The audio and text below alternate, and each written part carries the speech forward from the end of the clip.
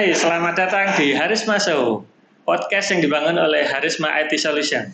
Kita akan menyampaikan berbagai hal tentang teknologi, isu terkini, tips and trik, dan semua hal yang berhubungan dengan teknologi. Kita menyajikan beberapa informasi yang langsung dari sumbernya. Salah satunya untuk kali ini, kita datangkan narasumber dari salah satu penamaan prosesor terbaik di dunia, yakni dari AMD. Ya, dengan saya Arsya dari Harisma Komputer. Kali ini saya akan memanggil partner kita dari tim AMD, yaitu Mas Basuki. Halo Mas Arsya, terima kasih. Alhamdulillah baik Mas, sudah diundang kita di sini dari AMD untuk istilahnya ngobrol bareng di acara Harisma Show, chit-chat jelang buka puasa. Dengerin aja dulu, pasti banyak ilmunya. Ya, saya Basuki Mas dari representatif AMD untuk area Yogyakarta. Siap. Ya, jadi gini Mas Basuki, kita sebenarnya membangun podcast ini untuk sharing-sharing aja, karena dari berbagai pertanyaan dari teman-teman, dari berbagai user yang kita temuin, kita pengen tahu sebenarnya AMD itu apa aja sih di dalamnya. Apakah sekedar prosesor, apakah sekedar si merah aja gitu kan. Sebenarnya kelebihan dari AMD itu apa sih, dan kira-kira AMD itu akan masuk di teknologi yang mana aja? Karena kalau kita lihat kan hanya versi prosesor aja gitu. Kalau dulu mungkin ada yang AMD prosesor, ada AMD VGA gitu kan ya. Oh, iya. Apakah sebatas itu atau ada yang lain begitu Mas? Oh, ya, di sharing kali ini kita akan coba menginformasikan sih Mas. Banyak kelihatannya user atau pengguna yang belum tahu teknologi-teknologi apa yang ada di AMD, khususnya dari teknologi komputasinya sebenarnya. Sebenarnya AMD itu nggak hanya bergerak di bidang komputasi komputer Mas. AMD juga bergerak di, ya tadi sudah disebut Mas Alsa, kita juga memproduksi untuk prosesor, kita juga ada produksi untuk kartu grafis. Jadi selain di prosesor, AMD juga produksi kartu grafis. Selain itu untuk produk-produk AMD sebenarnya nggak hanya digunakan di dunia komputasi atau dunia perkomputeran. Teknologi AMD sebenarnya banyak digunakan di dunia-dunia yang lain. Ya, ini yang banyak belum diketahui oleh pemirsa yang ada di Harisma Show saat ini. Ya, bisa saya contohkan teknologi AMD itu sebenarnya digunakan juga di yang sekarang sedang ngetren kan teknologi kendaraan listrik ya Mas. Oh iya, benar-benar. Kita ada di luar sana ada produksi mobil listrik yang sudah sangat terkenal, Tesla. Tesla. Itu di Tesla, AMD digunakan teknologinya khususnya untuk entertainment yang ada di mobil Tesla tersebut. Jadi untuk entertain yang ada di mobil Tesla menggunakan teknologi untuk kartu grafis radionya. Untuk dunia penerbangan di kartu grafis AMD juga digunakan Mas. Itu ada di mana itu? Boeing Mas. Di Boeing untuk sistem pendisplayannya itu semua panel display yang ada di Boeing menggunakan teknologi grafisnya AMD, yaitu radio. Baru tahu ini. Jadi kan sebenarnya AMD nggak hanya digunakan di sistem komputasi untuk dunia komputer atau notebook atau PC. Selain itu AMD juga ada digunakan di dunia kedokteran. Terus untuk konsol-konsol gaming itu ada di PS5. Sebenarnya sebelum PS5 juga ada, PS4 itu sudah menggunakan embedded-nya AMD baik dari kartu grafis maupun prosesornya. Dan juga konsol gaming yang cukup terkenal ada juga di Xbox, itu juga menggunakan teknologinya embedded AMD. Itu untuk kartu grafik dan prosesornya. Jadi udah nggak perlu khawatir lagi sih sebenarnya, teknologi AMD udah ada di mana-mana.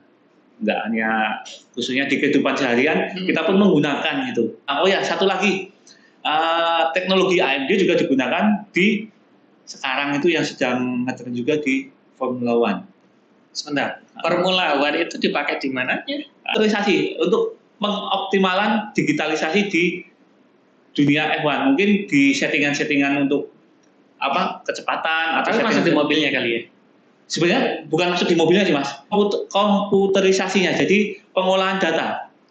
Untuk pengolahan data mungkin kalau di F1 itu kan nggak hanya membutuhkan kecepatan yang sudah saya sebut tadi, untuk dunia balapan atau F1 yang saat ini sedang ngetren, kita juga ada kerjasama dengan tim McLaren Mercedes Mas, khususnya untuk optimalisasi digital dalam pemrograman sistem yang ada di mobil F1-nya.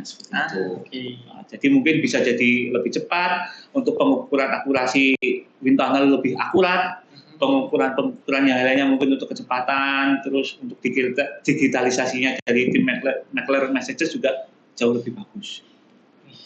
Keren. Jadi nggak perlu khawatir sebenarnya teknologi AMD nggak hanya ada di komputer saja, di desktop maupun di notebook, kita juga ada di dunia-dunia yang lainnya. Jadi ya AMD bisa dikatakan ada di mana-mana atau AMD is everywhere. Nah itu dia, AMD is everywhere.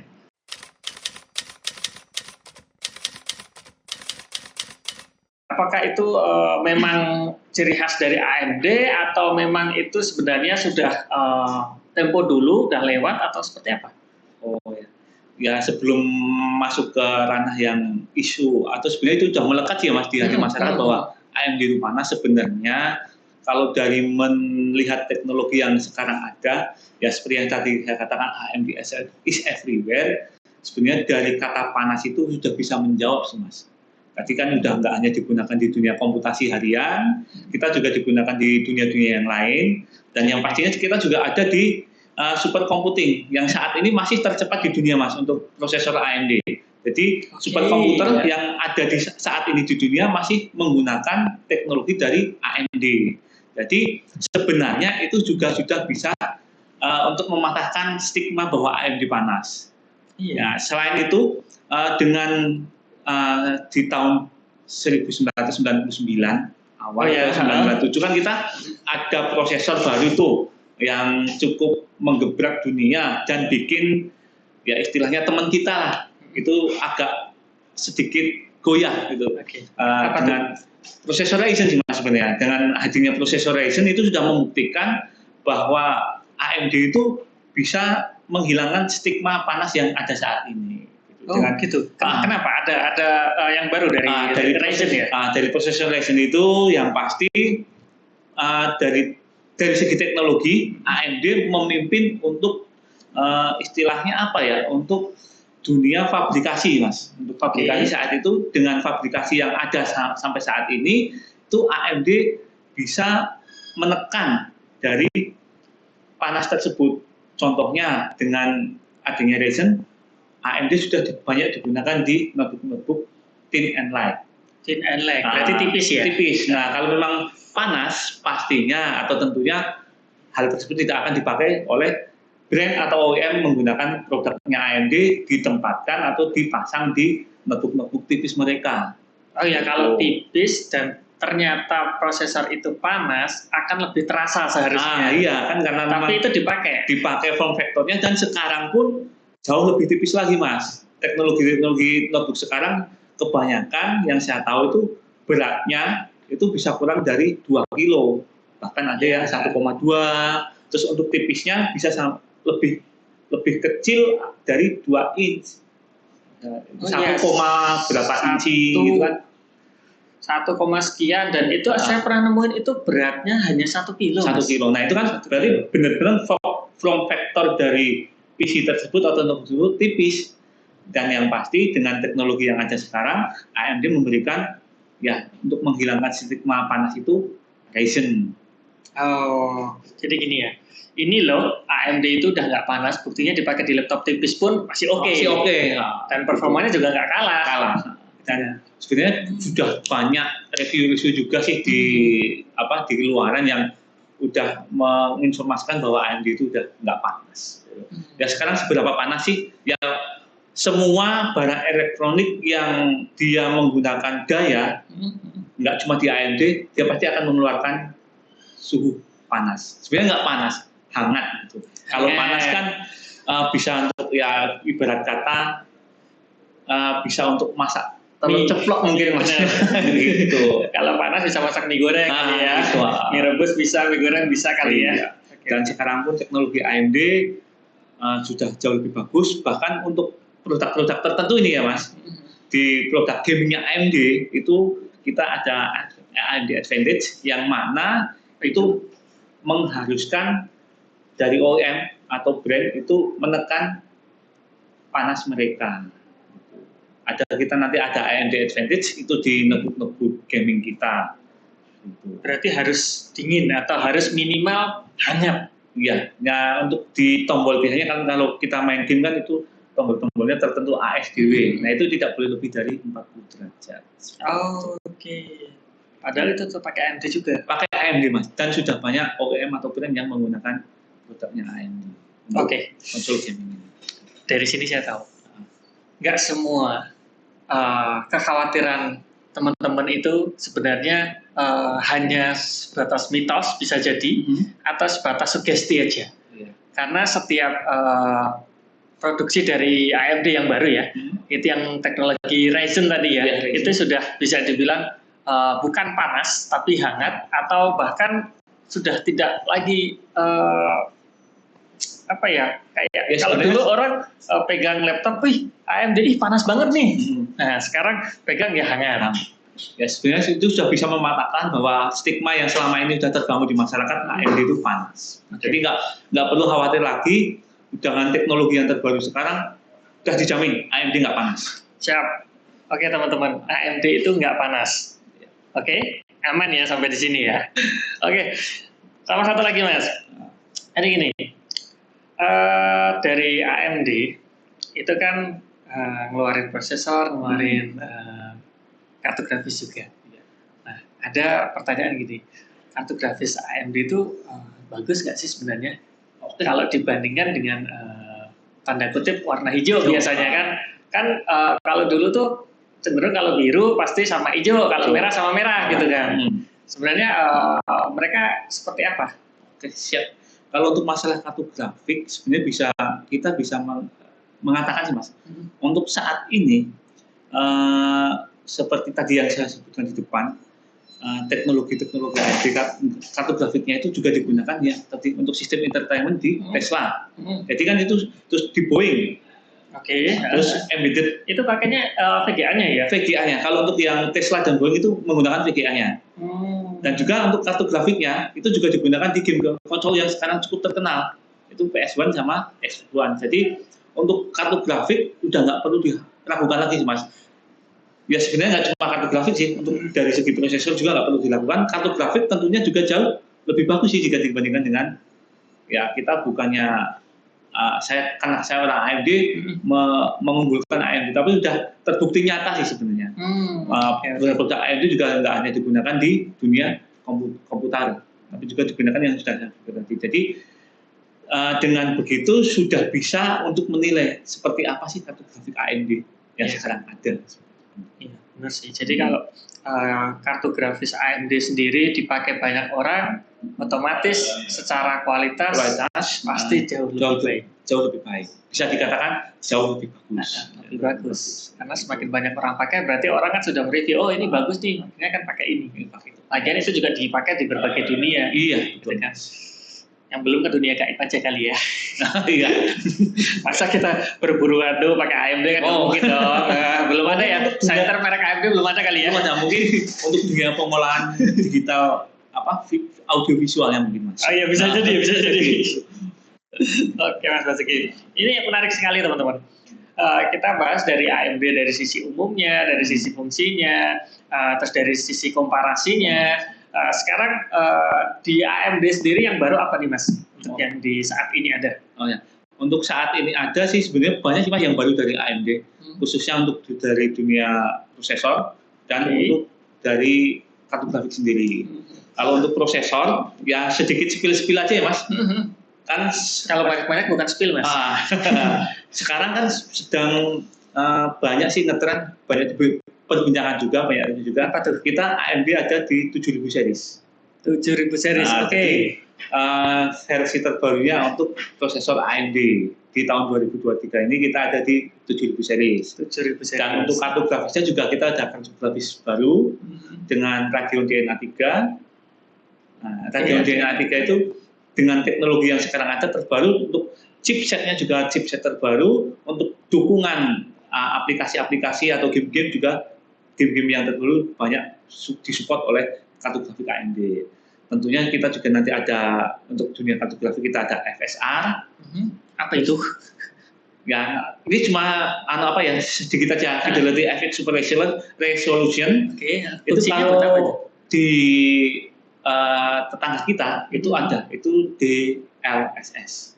Oh, DLSS. Kalau, saya tahu kalau DLSS. Kalau DLSS dia hardware, jadi deep learning, jadi sistem yang mempelajari kegiatan kita. Kalau untuk FSR itu berupa software, Mas, dan dia open source. Terinstall otomatis atau tertanam? Nah, dia masuk ke dalam game developernya.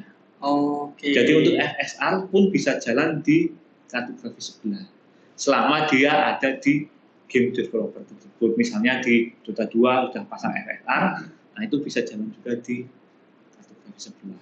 Dan untuk dukungannya itu jauh lebih kompatibel. Bahkan untuk kartografis sekelas Radeon Vega yang ada di prosesor generasi pertama Ryzen di 2000 series itu bisa support. Oke. Berarti teknologi AMD yang ini kemungkinan bisa dipakai juga dari teknologinya sebelah. Karena kan versinya ini kan software ya. Kalau software tertanam di game, berarti laptop yang memang terintegrasinya pakai brand sebelah itu tetap bisa jalan. Bisa jalan. Betul. Dan kalau di brand sebelah itu kan support untuk DLSS itu kan di 3000 ke atas. Nah, di AMD dari yang paling bawah, selama game itu ada FSR-nya, dia bisa jalan. Fungsinya sih sebenarnya untuk upscaling sih, Mas. Jadi tampilannya jauh lebih bagus, mengurangi tearing atau stuttering. Jadi patahan atau robekan itu bisa berkurang jauh lebih banyak. Jadi game bisa tampil lebih smooth dengan FSR yang tidak ngedrop juga, bahkan bisa sampai 100 FSR di game-game tertentu dengan settingan-settingan tertentu juga. Jadi kalau kita main game, saya pernah main game itu kayak ada jalannya agak berat, ini kan, patah-patah. Kalau dengan FSR ini bisa lebih smooth ya, bisa lebih halus gitu ya. Seperti itu. Dan dari segi teknologi prosesornya, sekarang kita udah jauh lebih bagus. Itu tadi yang saya sebutkan tadi di 7000 series. Untuk 7000 series pun kita nanti banyak pilihannya juga, Mas. Jadi kita cukup memfasilitasi sebenarnya untuk user penggunaan komputasi harian sampai user yang memang membutuhkan gaming performance atau notebook dengan performa yang tinggi. Oke, gitu. Ini Mas Basuki, dari berbagai hal yang dikeluarkan AMD saat ini ya, 7000 series itu kan dari yang buat mungkin medium atau mungkin buat gaming gitu kan, untuk yang kira-kira 7000 series ini sebenarnya peningkatannya di mana dibanding dengan yang sebelumnya, berarti 6000 series kali ya. 6000 series dibanding 7000 series. Kalau 2023 dikeluarin 7000 series, biasanya atau pastinya itu untuk melengkapi atau memperbaiki atau mungkin menampilkan sesuatu yang jauh lebih bagus dibanding versi 6000.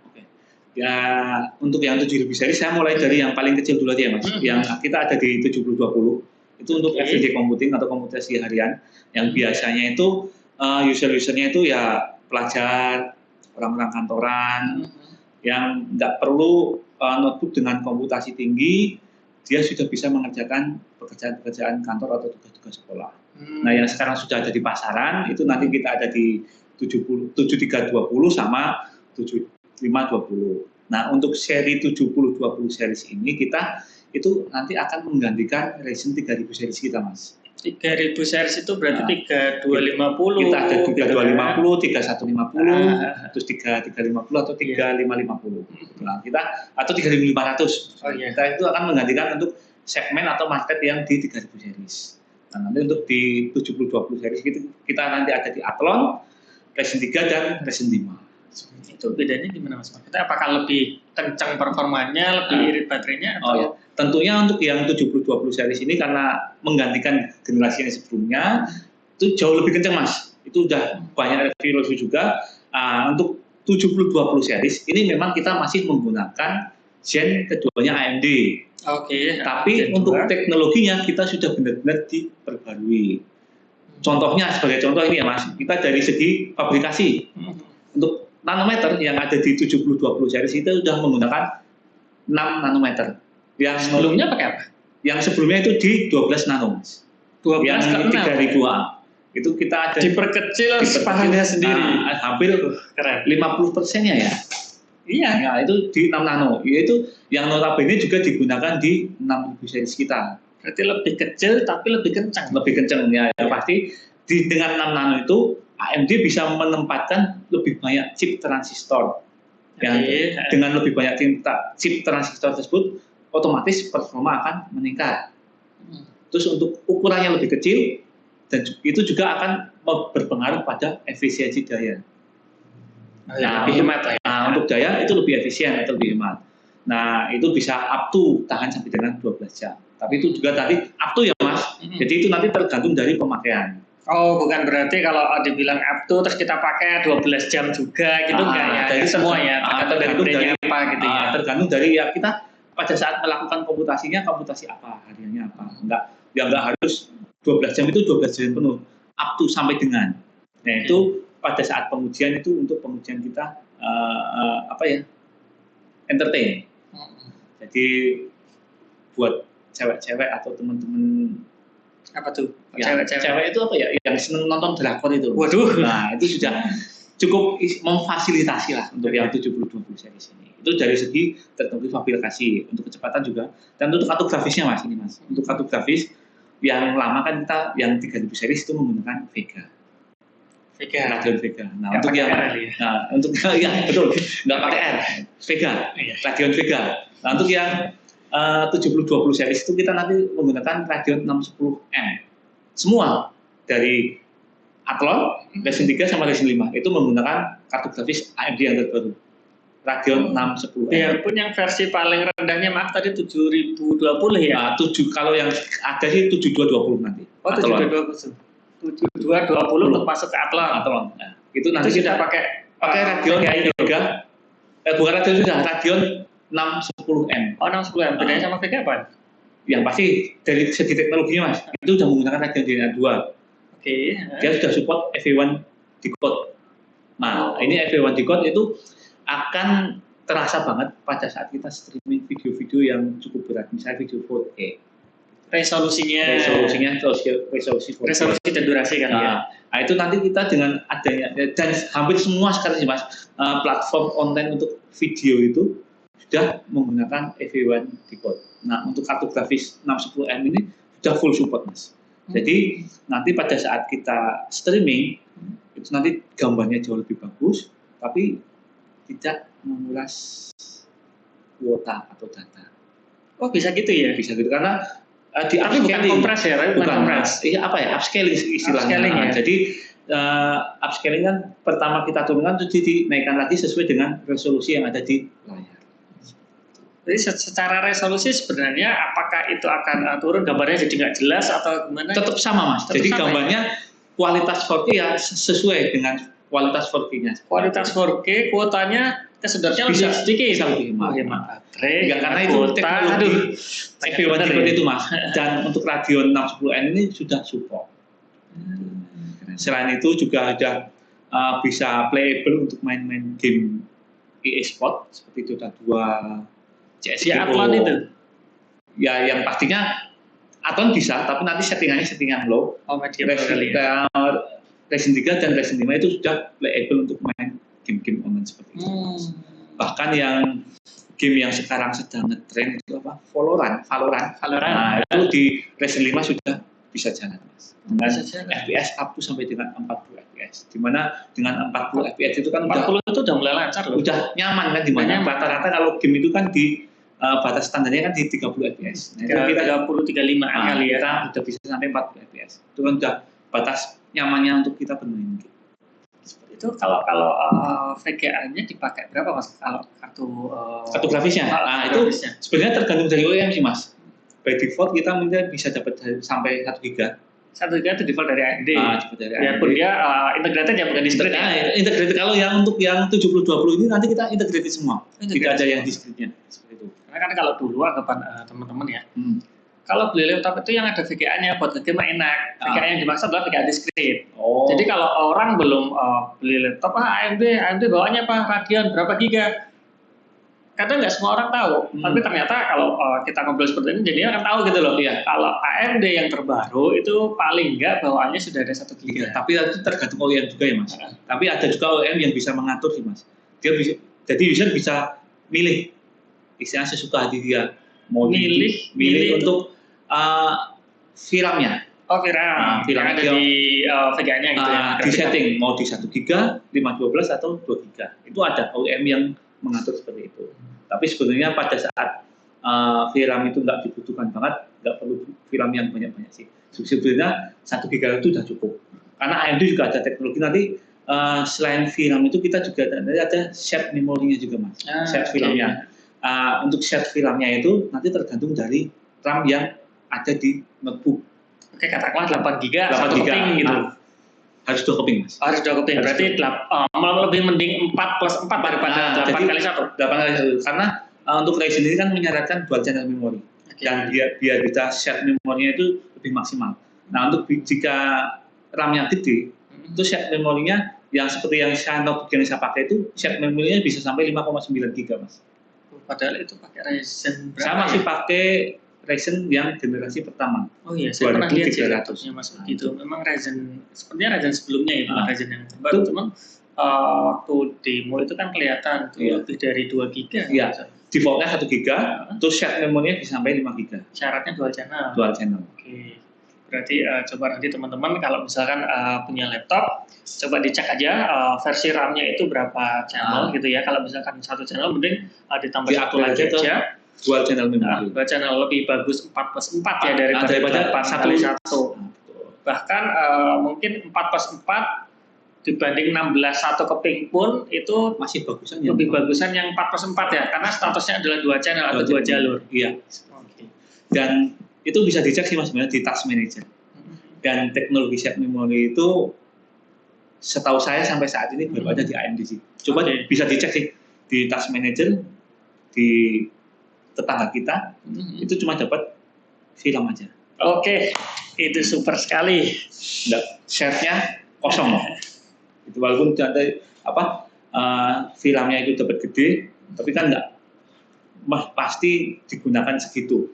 Bahkan nanti kalau langsung dapat gede bisa mengurangi RAM untuk sistem. Iya, jadi ternyata kalau kita pelajari lagi ya, di AMD itu selain teknologinya lebih, kalau saya bilang lebih merakyat itu dalam artian available. Mau dibuat opsional seperti apa ternyata bisa. Mau ini integrated nih, buat game bisa nggak? Ternyata bisa. Jadi tidak harus ganti laptop. Sebenarnya tinggal, soalnya kalau bawaannya 1 ya tinggal ditambah 1 lagi gitu RAM. Akhirnya kan nambah VRAM yang ada di integrated grafiknya ya. Akhirnya kan grafik card-nya tetap bisa dicapai. Dari jumlah yang harusnya cuma 1, akhirnya bisa 2 atau bisa sampai 5. Sampai 5. Iya. Dan yang sekarang di 7020 ini karena dipasangnya di notebook, sekarang kan rata-rata tipis Mas. Oke. Nah itu udah cara khusus lagi. LPDDR5 Mas. DDR5 malah. Iya. Udah untuk yang 7020 itu udah RAM-nya DDR5. Saya itu masih pakai DDR3L apa DDR4 saya lupa itu. Tapi itu juga nanti tergantung dari OEM. Itu untuk kartu grafis, RAM-nya. Itu kita sudah support sampai LPDDR5.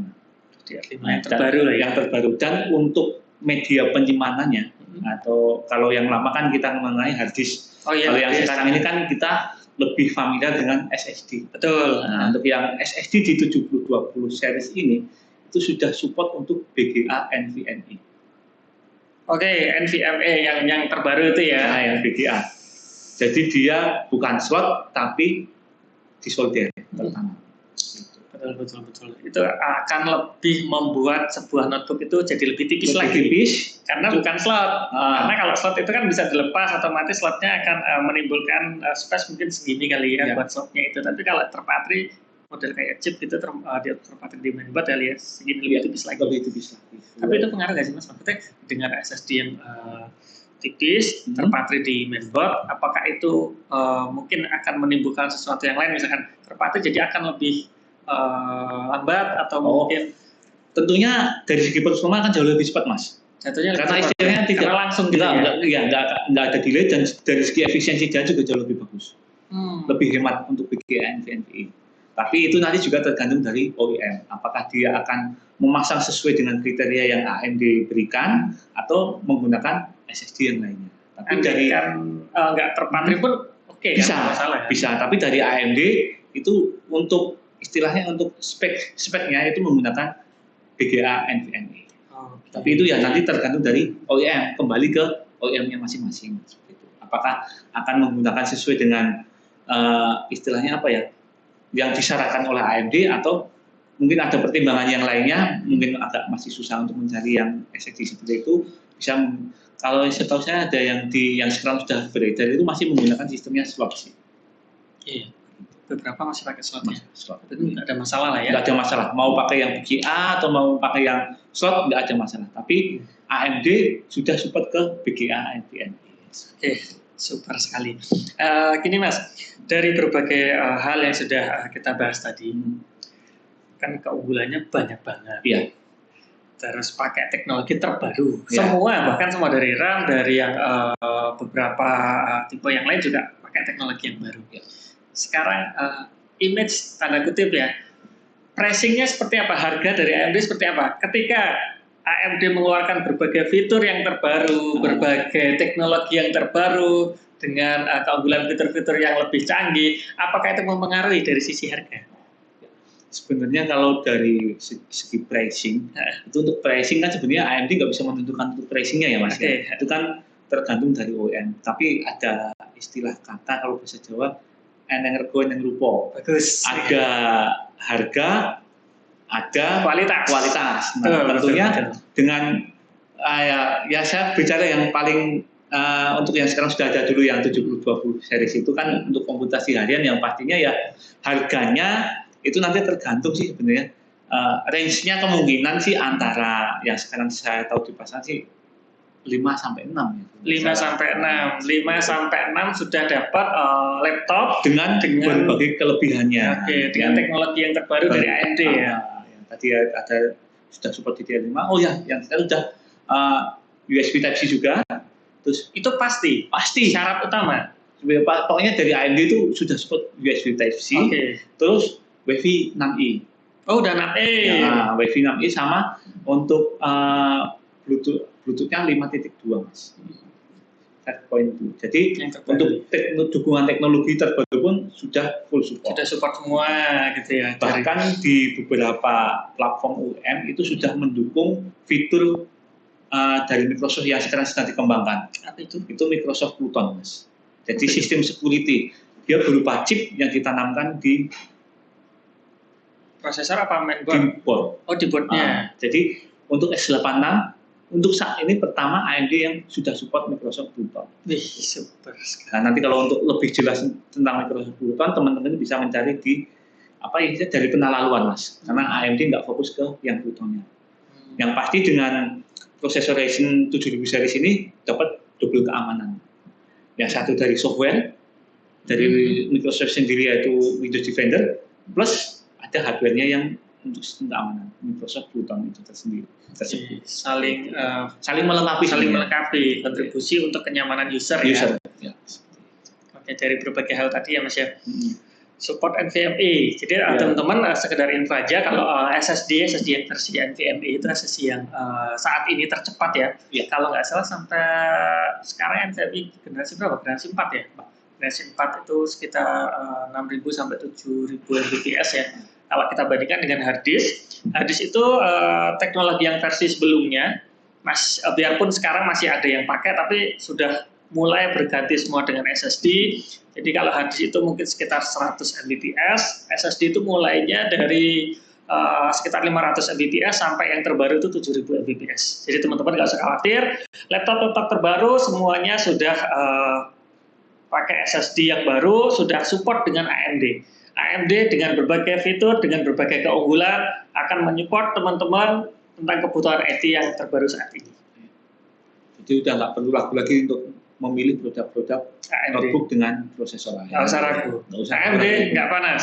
Nggak panas. AMD terjangkau. AMD terbaik. Oke Mas, jadi tadi disampaikan nih. Mungkin dari teman-teman ada yang kurang mengerti tentang apa yang sudah disampaikan atau masih ada yang kurang jelas tentang AMD saat ini? Kan lagi naik. Itu untuk streaming itu kan karena mungkin citranya dulu panas. Nah, jadi dengan penjelasan yang tadi sudah memadai atau sudah menyokong kebutuhan para streamer belum ya, terlebih di bidang game seperti itu. Oke. Gimana Mas menurut Mas Basuki? Dari pertanyaan tadi sudah mendukung untuk kalangan gamer atau streamer ya Mas ya. Itu sebenarnya yang tadi saya utarakan itu masih yang kelas paling rendah Mas, atau untuk FPD computing. Nah sebenarnya kita masih ada tingkatannya lagi Mas. Itu kita nanti ada di 7030 series, terus 7035 series, 70 series tapi versi high. Nah dan nanti kita ada yang penerusnya dari 6000 series yaitu di 7040 series dan 7045 series. Nah mungkin untuk yang menjawab pertanyaan yang tadi ini apakah sudah bisa istilahnya apa ya, memadai ya, bisa memberikan fasilitas kepada teman-teman streaming atau gamer, itu kita ada Mas. Nanti kita ada di 7040, 70 atau 7045. Bahkan di 7045 itu kita nanti ada di HS series. Jadi notebook gaming tipis. Bedanya sama H apa? H ada HS. Baru tahu HS. HS itu nanti kita ada di perbedaan TDP, thermal design power Mas. Ini adalah ada di TDP Mas. Itu TDP-nya dia ada di 35 watt dan dipasang di notebook tipis ukuran 14 in. Yang notabene kalau dulu kan notebook gaming kan terkenal gede, berat, tebel bulky gitu ya istilahnya. Nah sekarang dengan adanya HS series itu bisa ditanamkan di notebook yang tipis, bahkan ukuran layarnya 14 in. Performa kencang, laptopnya tipis, nggak bikin encok. Nah, dan yang pasti ringan. Iya. Itu juga untuk efisiensi baterainya juga jauh lebih bagus dengan PDP 35 watt. Tapi nggak perlu khawatir di 7045 HS series itu nanti kita udah menggunakan teknologi yang terbaru lagi Mas. Untuk fabrikasi sudah 4 nano. Lebih kecil lagi. 6 nano aja saya pikir udah paling kecil, masih ada kecil lagi. Nah, untuk yang 7040 series itu ya 7040 sama 7045 yang HX ya, bukan yang HS, nanti fabrikasinya udah 5 nano. Oh, udah turun 1 grade lagi. Nah, khusus untuk yang HS itu udah di 4 nano. Nah, ini mungkin untuk yang HS atau yang HX ini sudah cukup bisa apa ya tadi dikatakan memenuhi kebutuhan dari teman-teman gaming atau teman-teman streaming karena di 7045 itu baik yang HS maupun yang HX itu benar kita menciptakan dengan notebook performance Mas. Dan untuk saat ini sepil aja masih tercepat jika dibandingkan dengan Gen 13-nya sebelah. Oh, si biru. Ya, si biru. Itu dan untuk kreator bahkan sudah benar-benar cukup bisa tadi memberikan fasilitas. Jadi nggak perlu khawatir. Dan yang pasti saya tekankan lagi tidak panas. Hei anak muda, para gamers, streamer, AMD gak panas lagi. Jadi poinnya adalah AMD ini memfasilitasi dari berbagai kebutuhan usernya, mau dia gamers, mau dia streamer, mau dia pemakai harian, kreator ya, support semua lah ya. Terutama tadi saya agak tertarik yang bisa dipakai di semua platform, bahkan brand sebelah aja tetap bisa pakai karena itu ditanamkan di softwarenya. Nanti kan kalau software itu diakses, otomatis AMD-nya keakses. Ya, karena tetap di software-nya. Nah itu loh. Dia lebih aware aja sih, buat semuanya bisa pakai. Jadi nggak perlu khawatir lagi Mas, sudah bisa mewadahi atau memberikan fasilitas kepada gamers dan streamers. Ya tunggu aja nanti keluarnya kapan, ditunggu aja teman-teman. Nanti kita ada di gebrakan yang terbaru 7040 series.